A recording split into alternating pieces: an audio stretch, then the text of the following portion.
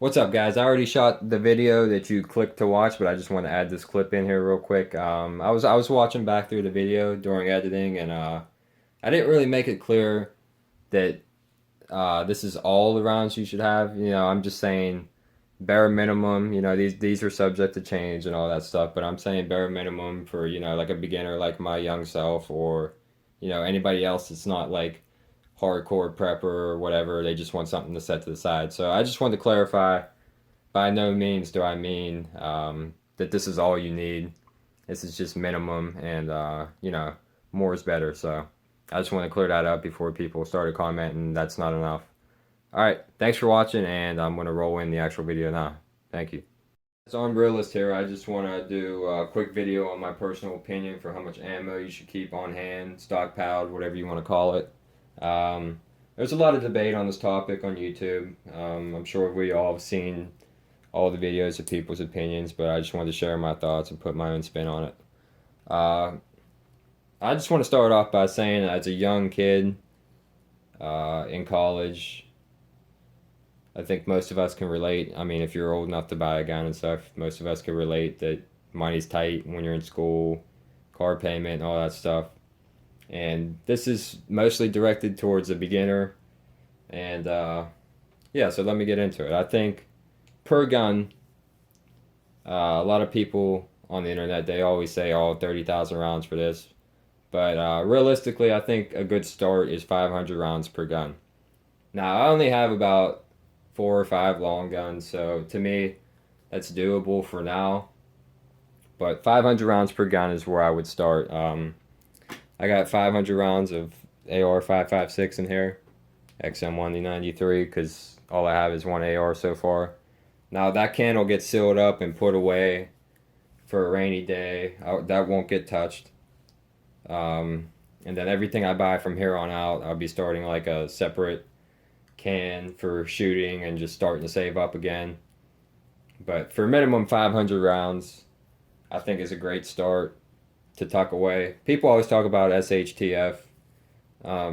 If we could predict the future, it wouldn't happen, or we could avoid it better. But we never know what's going to happen. You don't know if you're going to be in your house, whatever the situation might be. But you're not going to be able to carry all these cans with you. And if SHTF really does come into play, people always just say, "Oh, I'll load it up in my car and get on my way." Well, are gas stations still going to be open? You got to think realistically here. What could the issue be? So, I think 500 rounds is a good start. And if you think logically, you're not going to be able to carry all of that on your person if you have to go out of the house. Now, if you're in the house, it's a different idea, but you got to think about how many rounds can you send down range without receiving some back. So 30,000 rounds is nice. I would love to have that, just for the fact that there will be another tragedy in the future, because it's just inevitable. Evil is in the world, and that's good to have, so you could shoot through the panic buying, the ammo gone missing, so to speak, panic buy. It's good to have that many rounds, but for a beginner, I think 500 rounds sealed up, put away for a situation is a great start, and obviously it'll go up from there.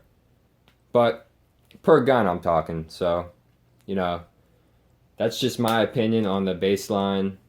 Um, More is always better. There's no denying that for sure, but realistically, the channel name is Armed Realist. Realistically, 500 rounds could and probably would get you through most situations, because the reasons I gave. Obviously, I personally want more, but for a start, it's great. So yeah, guys, that's where I'm at with that. 500 rounds per gun, and it's going to be a series of videos, so I'm going to follow it up with other ideas too, like family members that have ARs. They're not as into it as I am. They just have one because you know how it is. You're American, right? So they don't stock up on ammo, and they don't buy into all that stuff where stuff could go wrong. They're so reliant on the government still. But so that's going to be a series where I talk about stocking up for family members too.